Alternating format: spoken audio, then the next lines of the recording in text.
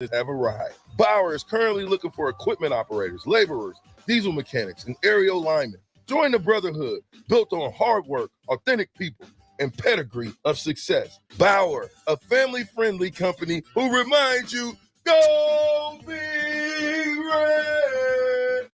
This is Lincoln's home for sports talk on the FM dial. Also online at theticketfm.com. On the internet. KNTK FM Firth, 93.7 The Ticket.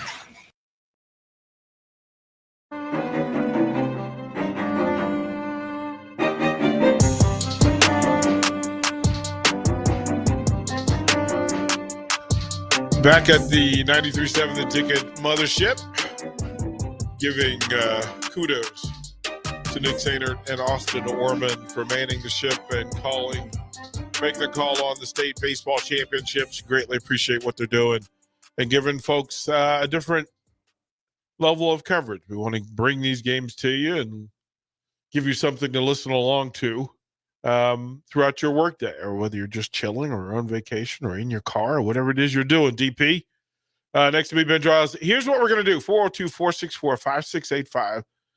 If you want to text in, I do want to have some conversations over the course of the next hour.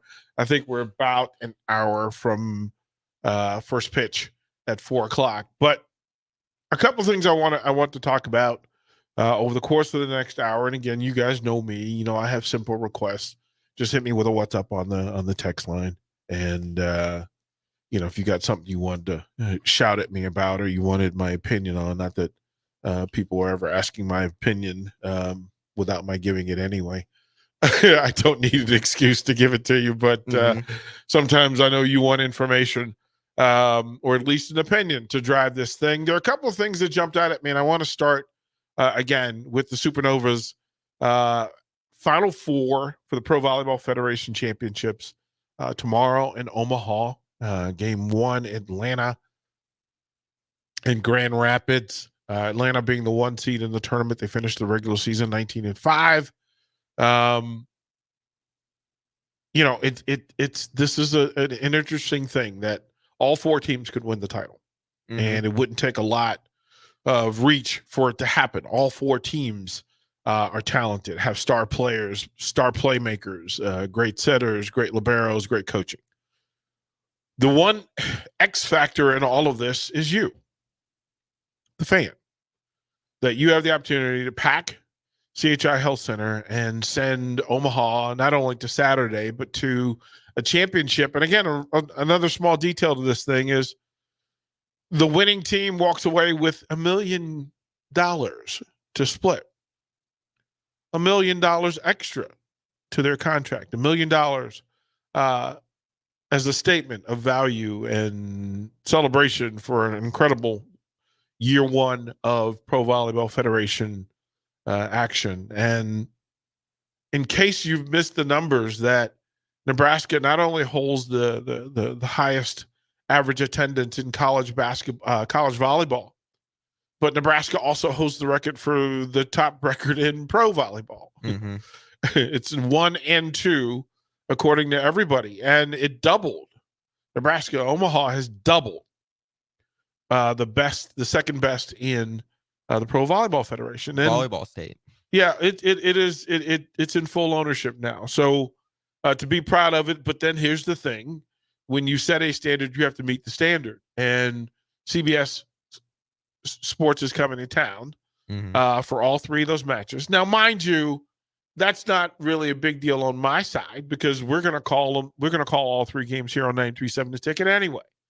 So we fully expect for you to have the TV on, but listening to us, listening to Coach Renee Saunders break down volleyball at such a high level that I feel less than ignorant now. I have some understanding of what is happening out there, the different cuts, different slides, movements, different schemes, different rotations. Renee is phenomenal in sharing the information.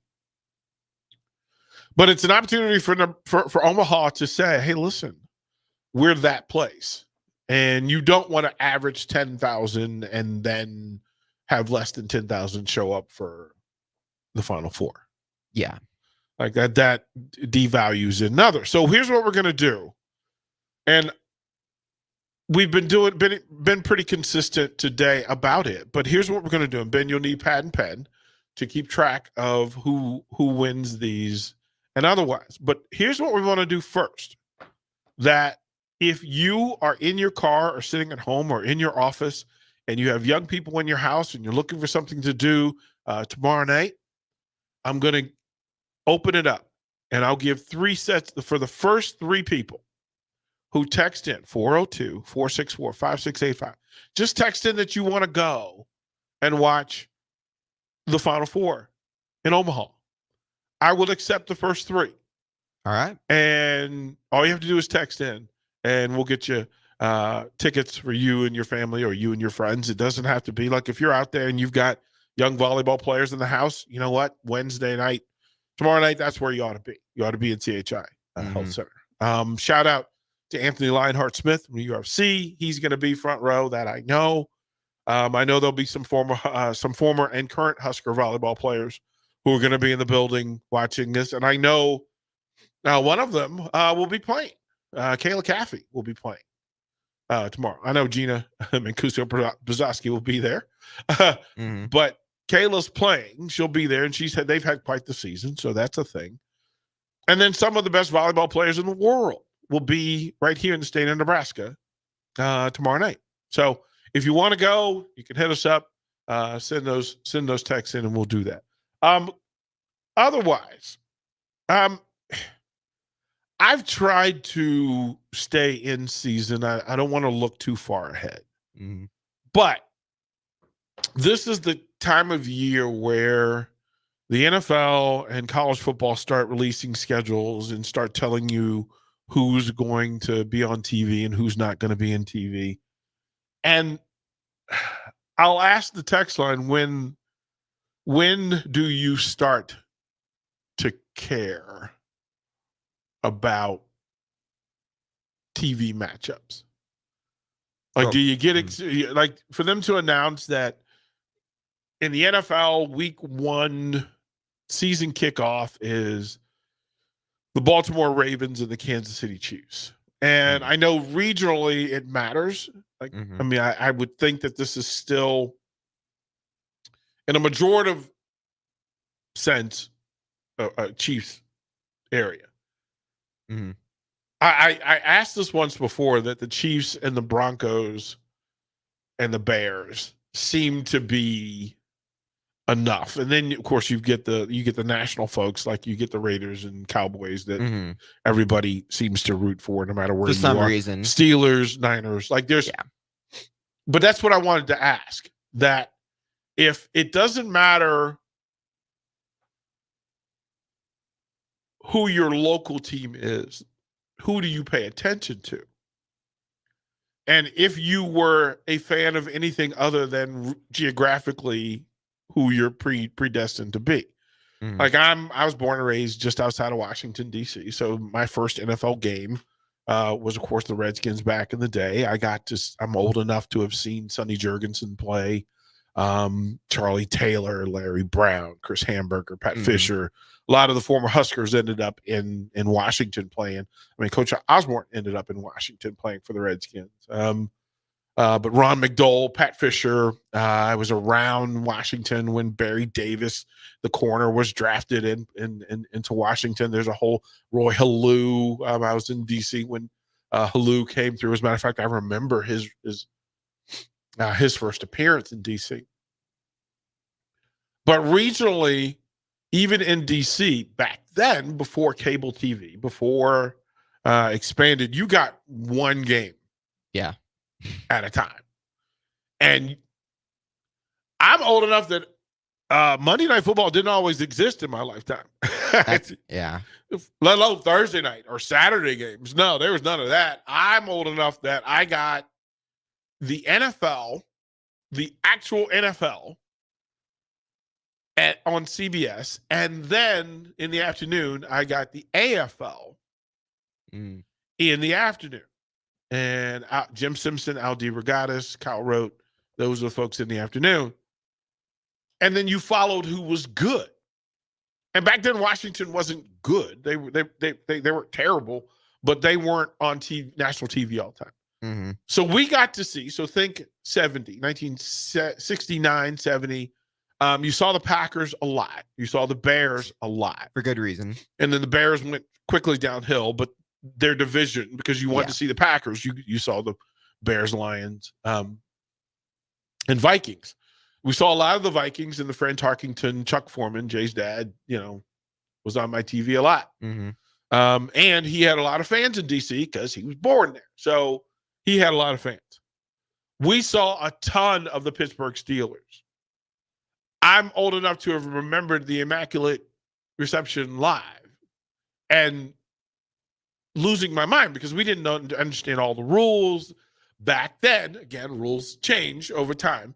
But back then, an offensive player wasn't allowed to tip the ball or touch the ball before the receiver actually made a play on it. Mm-hmm.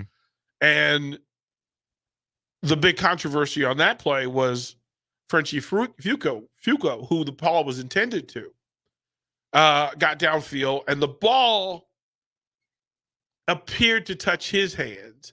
And then the Raiders defensive back hit him and the ball and knocked it backwards towards the line of scrimmage where Franco Harris was following the play, catches it. Again, before instant replay was done at the level that it is now, we weren't sure whether that was an illegal touch. Then we weren't sure whether Franco caught it because it might touch the ground. It might have touched the ground. Then the question was, did Franco step out of bounds running down the sideline? And I remember watching this game at my grandmother's house. I was at my grandmother's house because she had, again, back in the day, there was one TV in the house. And my grandmother had one of those big floor consoles, and it was in color.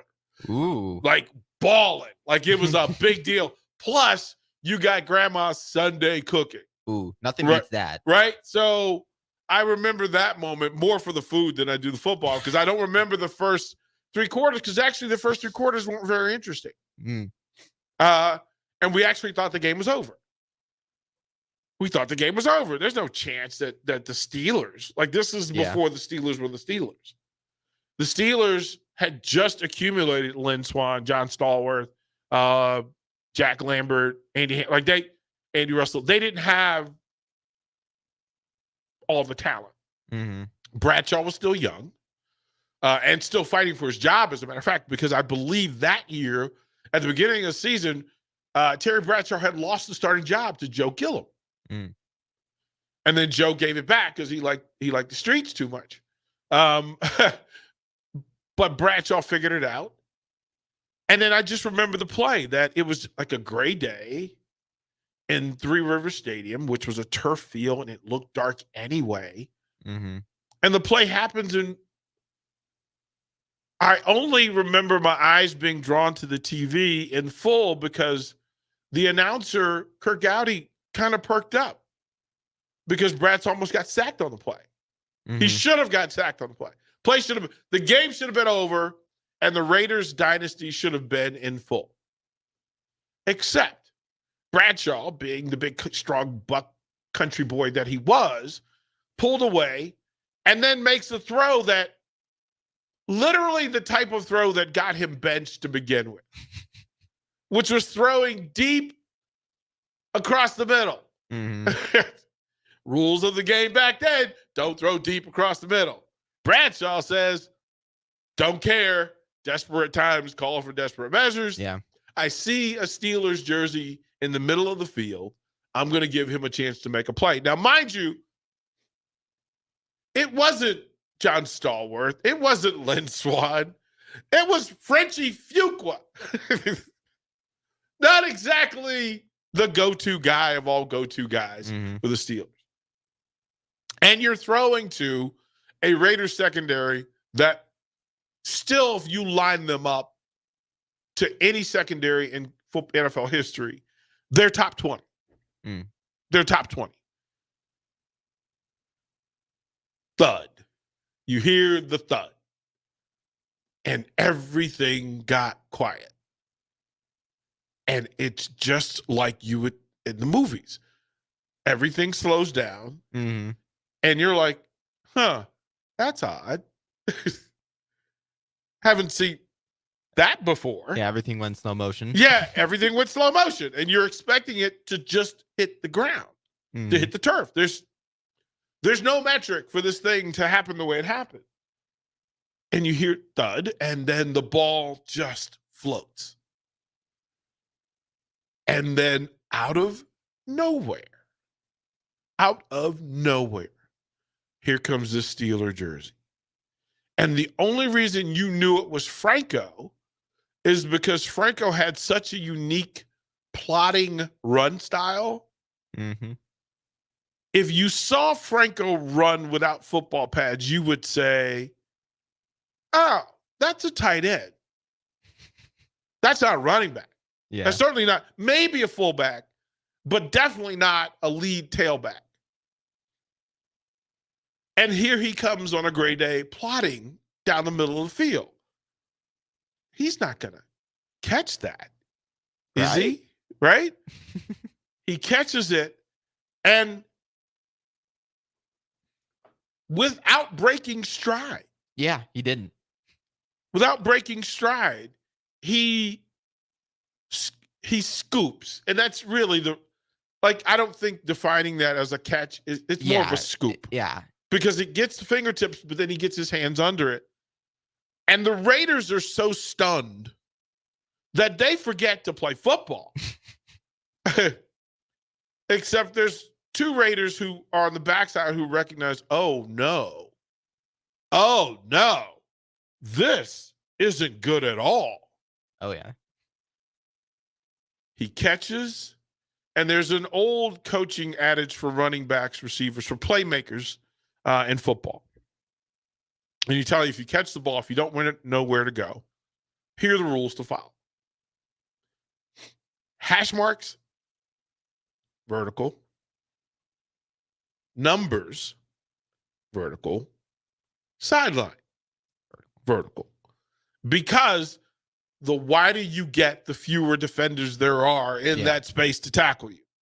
So Franco, through habit and IQ, hash, number, sideline. And he's got one Raider to beat.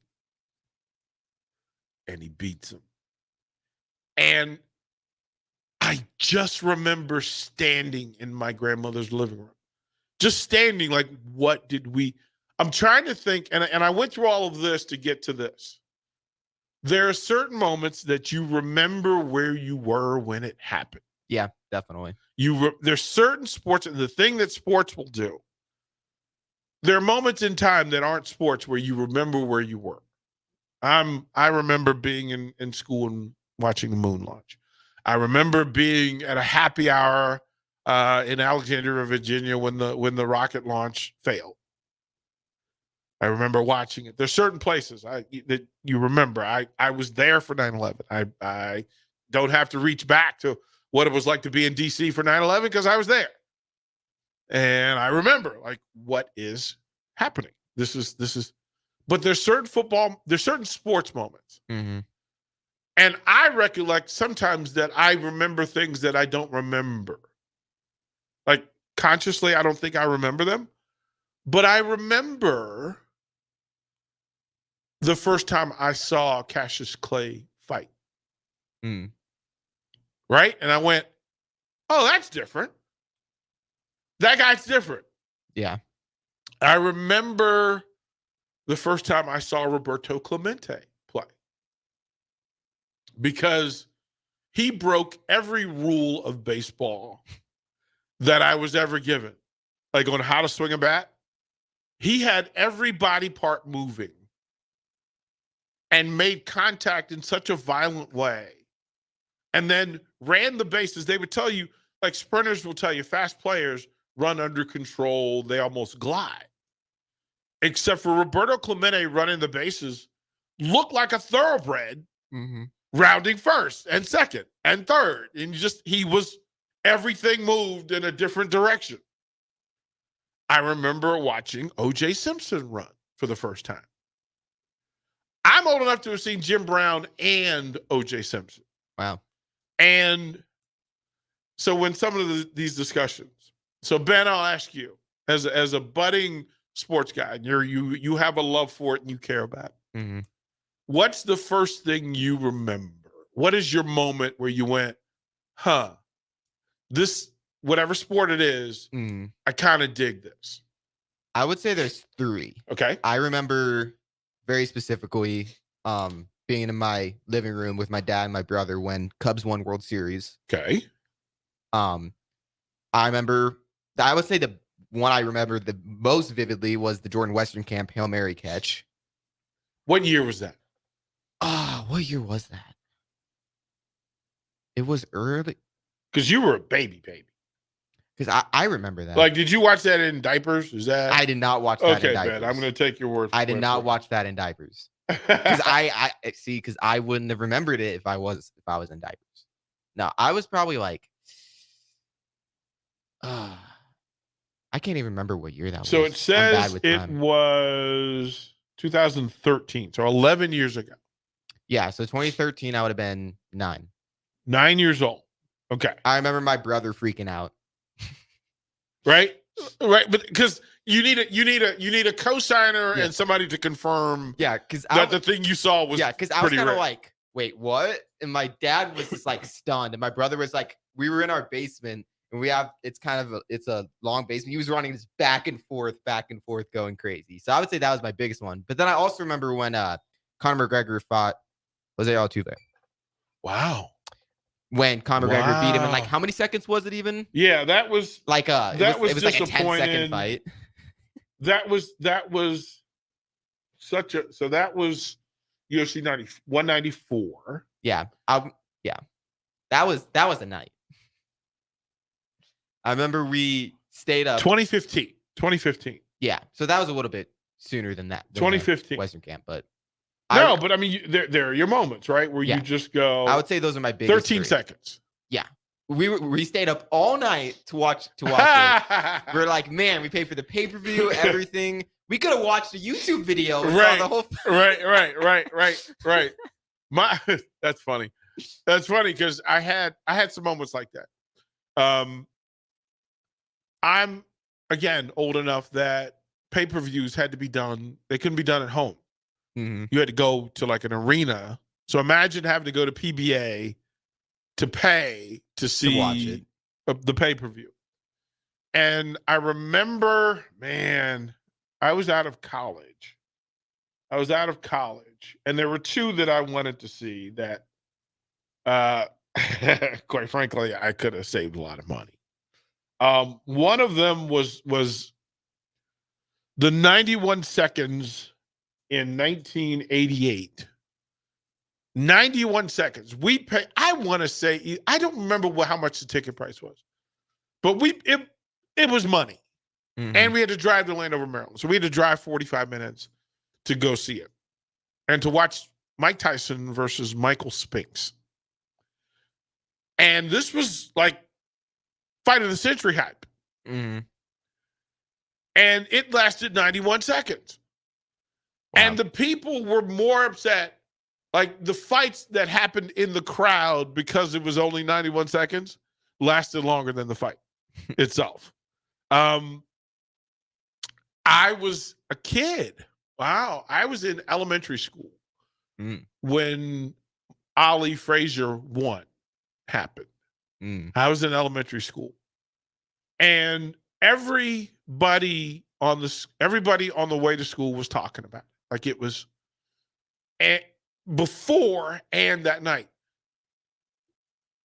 There was no pay-per-view that a 11 or 12-year-old could go to. Yeah. So we did this thing where we listened to it on the radio. What? That's crazy. We listened to Ali Frazier won on the radio. As a matter of fact, that was how we consumed a lot of pro events. When the Washington Senators, before they moved to Texas, to become the Rangers. Again, no cable. And you got maybe 2 of the 6 games a week. Right? Maybe 2. Yeah. Maybe 2. Because you not would get sure. one on the weekend. If you were lucky, they gave you Saturday, Sunday. Okay. Every now and then they would give you Friday, Saturday, or Friday, Sunday. And then we didn't have cell phones. So we had little transistor radio. Imagine that. Transistor radios that the ones you held in your hand. And sometimes you had to have like full headphones to listen to your little transistor radio. This is even before, mobile devices that were tiny. Yeah. No, wasn't happening, bro. So that's how I listened to NFL. I listened. Yeah. All of my earliest recollections of the NFL were via radio. And old head sports fans will remember the name Warner Wolf.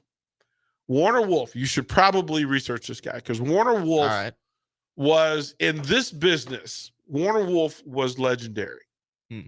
There were some legends in DC, Warner Wolf being one of them. He called the Senators games.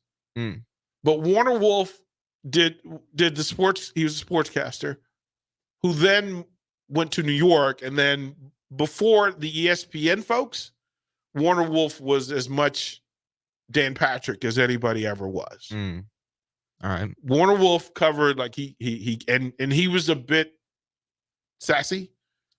He was a little bit sarcastic. But back then that didn't really happen a lot. Yeah. It was different. It stood out. It stood out. And you have to.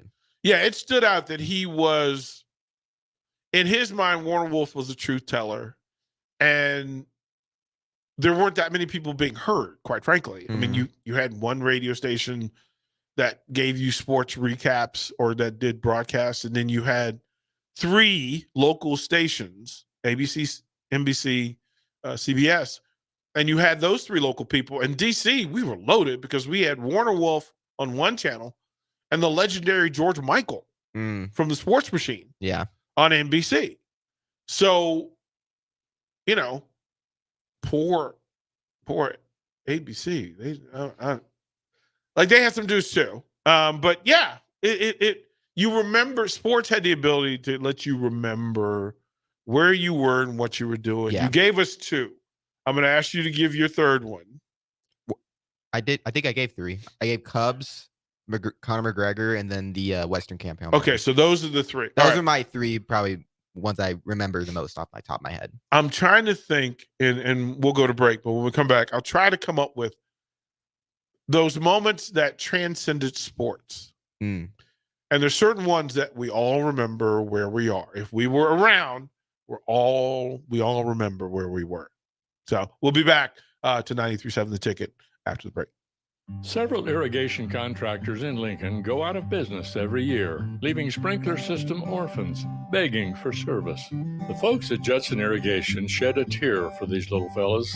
They've been coddling these orphans for more than 40 years. From redesign, repairing, replacing, and restoring, remember the Judson Irrigation Orphanage. Call the Judson Irrigation Orphanage 402-420-6277 or judsonirrigation.com. Hi, this is State Senator Carolyn Bozin. As a state senator, wife, and mom, I believe Lincoln is a great place to work and raise a family. My husband Reggie and I are local family business owners and actively involved in our community. Last year, I voted for the largest property tax relief package in Nebraska history. Property tax relief is important to every family, and I will continue to deliver more property tax relief to working families. This is Carolyn Bozin, and I am asking for your vote on May 14th. Paid for by Bozin for Legislature.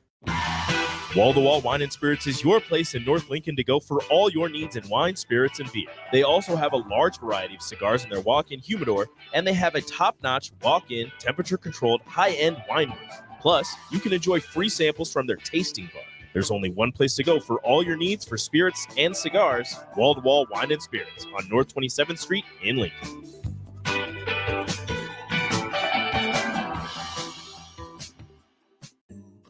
Rain, snow, or shine, John Henry's is here to keep your home's plumbing systems working properly no matter what kind of weather Nebraska throws at us. From unclogging toilets and drains to installing new water heaters and water treatment systems, John Henry's is your plumbing expert in the Lincoln and Omaha communities.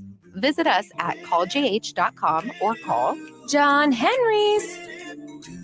435-5555. John Henry's Plumbing, Heating and Air. And electrical. Far too many kids in our community face extreme challenges due to homelessness, abuse, and neglect. Despite the troubles these kids face, we believe in them. Believe in giving them the safety and stability they deserve. Your gift on Give to Lincoln Day will help us provide services to meet kids where they're at, while also showing them how far they can go.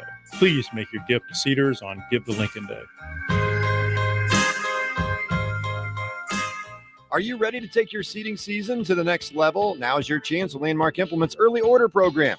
Don't miss out on the best deals of the season on new John Deere air seeders and drills, including the N500C Central Commodity System. Experience the ease of operation with the new N500C's intuitive design, simplifying your seeding process and saving you valuable time in the field. Lock in the largest cash discount, snag the best financing rate, and ensure availability on a new drill.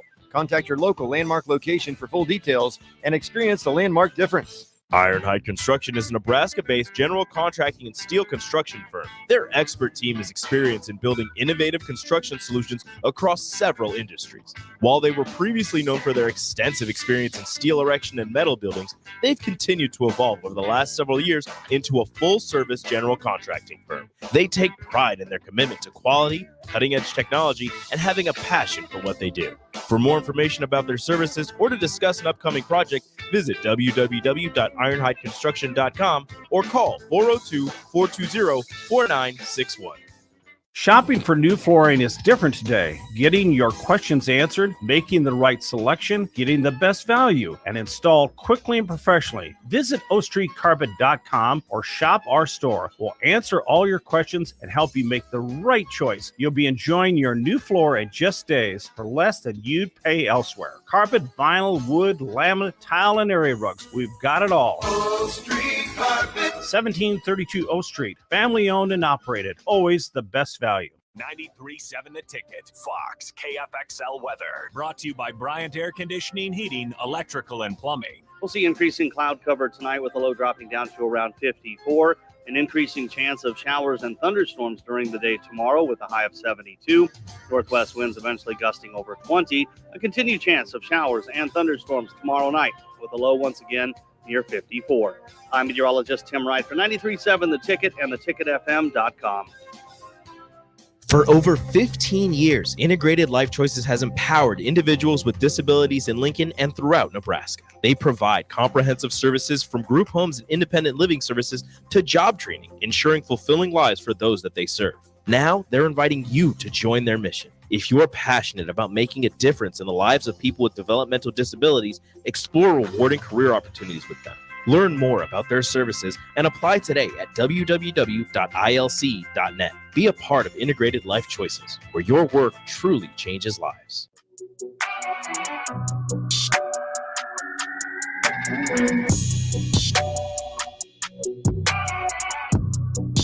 Welcome back, DP. Ben gets to hear all the behind-the-scenes stuff that goes on. And, again, we'll head back out to Omaha at 4 o'clock for Nick Saint and Austin Orman to call state championships in baseball. Yep. So Rico came in. And of course, Rico and I have been on the road with the Supernovas and watching Pro Volleyball Federation action. We collectively, between he, Renee Saunders, and myself, we've probably seen more Pro Volleyball Federation action than anybody other than the judges, the rotation of 6 judges or whatever, 8 judges, 10, 12, whatever they have. And being that they don't ask the judges to vote for all player. Yeah. Not usually. All league players. And I work from this, and I've gotten in trouble over the course of the years, being in sports towns, being a part of the working media.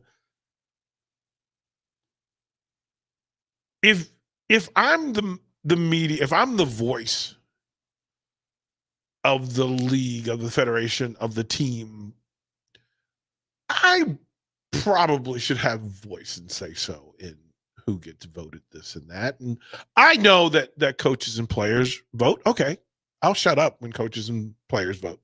Yeah. I'll shut up. Media, not so much. Media, not so much.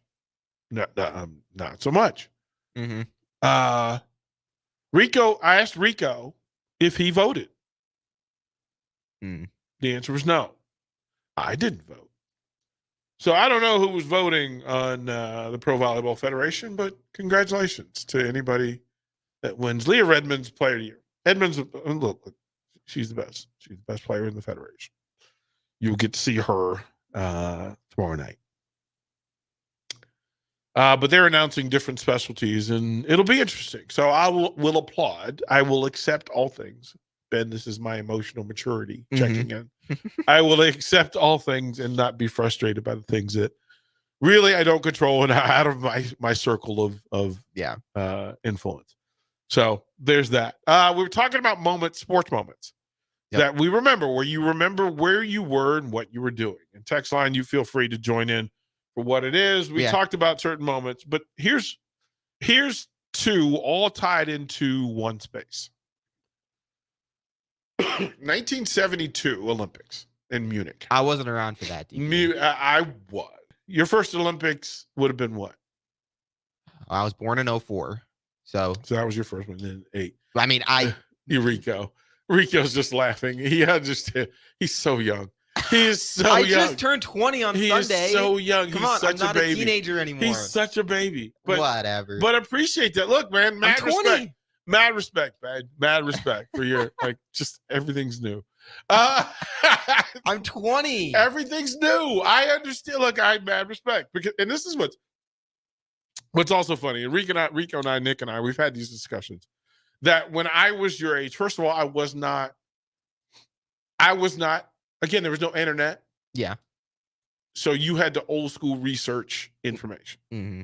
Like you had to I would get magazines in the mail every day from the various sports, and I would have to read through them like it was nutritional. Right? I mean, how many Sports Illustrateds have you ever picked up in your life? If I would read Sports Illustrated, it was online, it wasn't magazine.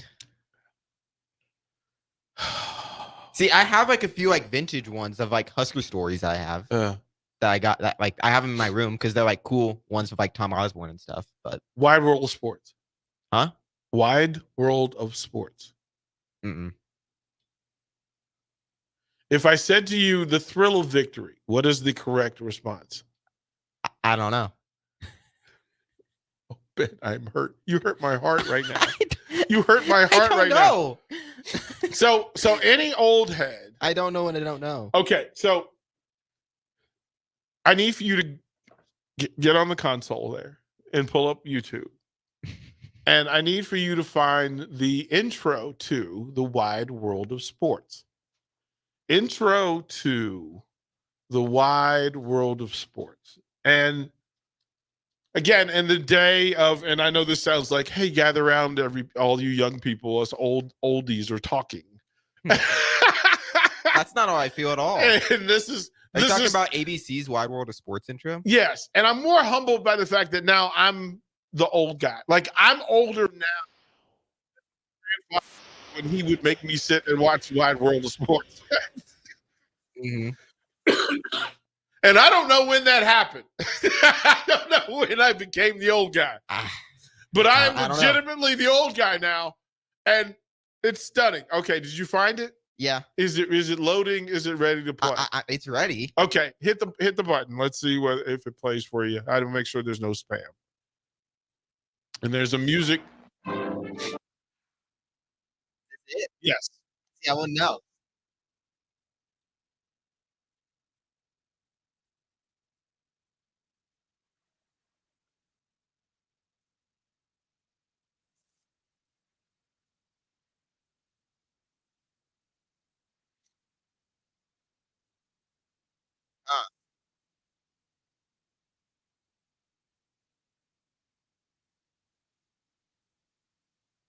Now, pause there, right?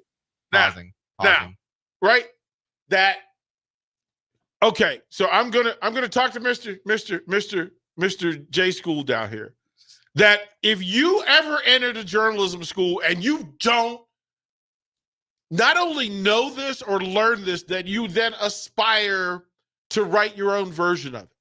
Because if you want the definition of sports, sports in its purest and greatest humanity, it's that. So I ask you to go back to the beginning of it. Go back to the beginning. All right.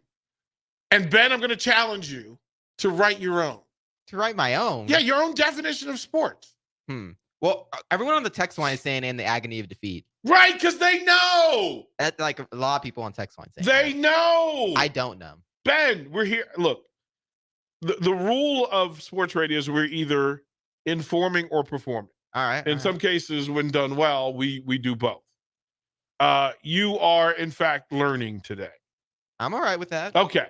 All right. So go back to the beginning. I'm at the beginning. All right. And play it again. And again, when I see you tomorrow or Thursday, I would expect you, being the great debater that you are, the great wordsmith that you are, all right, to come up with your own version of this, right? And you can look at the film, you can look at the video and see what he was describing. All right. Because the fabric of every decision maker in sports around the country work from these words. They all were built as sports fans by this. So give it to me again.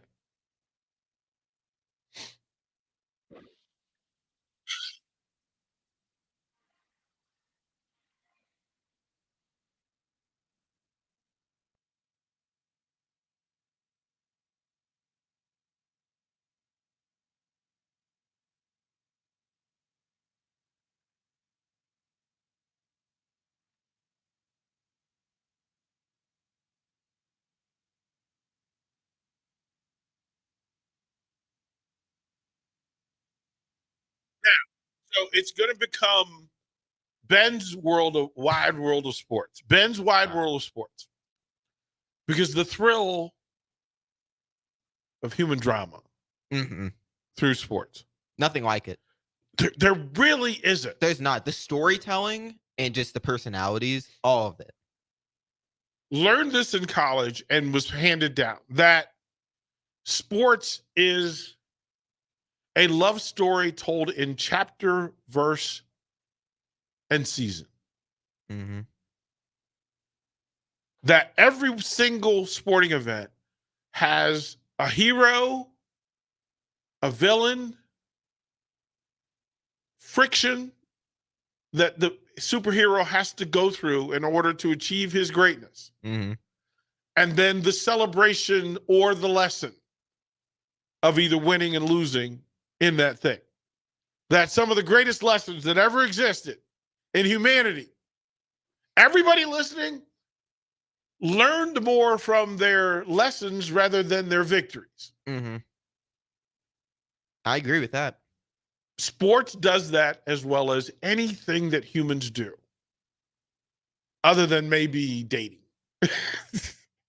Because dating, you have to figure it out. You have to figure it out. But I need Ben's wide world of sports, because this is your daily Nebraskan idea and concept anyway. Here's what I'll challenge you to do. For 1 hour, sometime in the next week. And I know you're busy, but I'm cool with adding to your busyness. Oh, you're okay with that? I'm okay, cool with glad. adding. I'm cool with adding to your one. Listen, I'm here to build you. I'm not here. Look, I ain't here to be your friend. I want you to be better at this than everybody else. I like that. And here's what I'm going to challenge for you. Ben's wide world of sports Lincoln. Write that down, Ben. Write that down. I don't have a pen and paper. Put it on your phone, because I know down. you do everything on your phone. You do everything on your phone. I'll type that down. I'll type that down. All right, here's what I want. And the wide world of sports, the beauty of it was that it was only once a week. It was only it was only weekends, right? That you get in a week. So we'll extend it to next week. But next week you have to do an hour. An hour. All right. This is your project. All right. All right. Ben's Wide World of Lincoln Sports. And I want you to tell the stories, the thrill of Husker victory, and the agony of Nebraska defeat. There's a lot of agony. Right? No, but Ben, this is the beauty of it, right? Yeah. Yeah. Because you're also going to tell, what did we learn? See, in the agony of defeat are lessons to be learned. Mm-hmm. What did the Husker softball team learn this season? How to play without Jordy Ball. Fair, right? I mean, yeah. And that could be the lead story. But if you told me that they played 60 plus games, 50 plus games without Jordy Ball, how can she be the lead story? Because she's that good and that like big. But what are the rules? But what are the rules of athletic competition? You have to play. You have to play. Mm-hmm. We talk about those who play and not those who don't. Yeah. So let's revisit the question. What's the lead story when it comes to Nebraska softball? I mean, right now it's they didn't make the NCAA tournament. And what lesson was learned? Why was that so? Injuries. A lot of it. Can you overcome injuries? Yeah. Coaches will tell you you can't. You can. Coaches tell you don't worry about it. Okay. So what did they learn? What do they have to overcome? Aside from injury, ultimately they're going to tell you they have to get better. Yeah. I was going to say talent. They have to get better, right? Mm-hmm. How good you are. Mm-hmm. What did Nebraska track and field, men's track and field, learn this week? I don't know. They won the Big Ten title. Well, yeah. Again. You should probably find out why. Because they're good. Well, who's good? All of them. Who? Yeah. All of them. Yeah. They've got Big Ten champions all up and down. Hey, here's the thing, Ben. In this business, tapping into local resources. Mm-hmm. In this station, there are 3 track shows. Yeah. Speed and power. You should never not know, Ben. You're around the best in the Big Ten on a daily basis. Hey, more Harrison than me, but yes. But he's still a resource. Yeah, he is. Are you allowed to walk in when the track people are here? Yeah. You're allowed to talk to them. I'm welcome whenever You're I allowed. want to. You're allowed. You're right. So how many times have you talked to Megan about what she does? About whatever? How many times have you interviewed Nico? I've never interviewed Nico. That's probably a fixable thing. Yeah. And when I do talk to Nico, we don't talk track and field. You could talk, but you understand. But you could tell me the story of who he is as an athlete by talking about the person, because that's what the station does. Yes. Mm-hmm. Right. Mm-hmm. Okay. Mm-hmm. So we'll throw it to break. Well, yeah. We'll throw it to break, and we'll come back. We'll close out, and then get Nick all set. Nick says he wants to go at 350. He wants to go at 350. Then we're done. Yeah. We're done here. All right, Ben. We got baseball up next. Ben's Wide World of Lincoln Sports. I love it. Looking forward to it, Ben. Nick Saban, Austin Orman, Omaha State Baseball Championship here on the ticket. NEPCO is hiring CDL drivers for Ready Mixed Concrete, Husker Concrete, and Beatrice Concrete. NEPCO offers great pay, medical and retirement benefits, paid time off, and they pay for CDL training. Apply today and start your new career with a $2,500 hiring bonus. From NEPCO's beginning in 1908, it's the employees that have formed the company's solid foundation.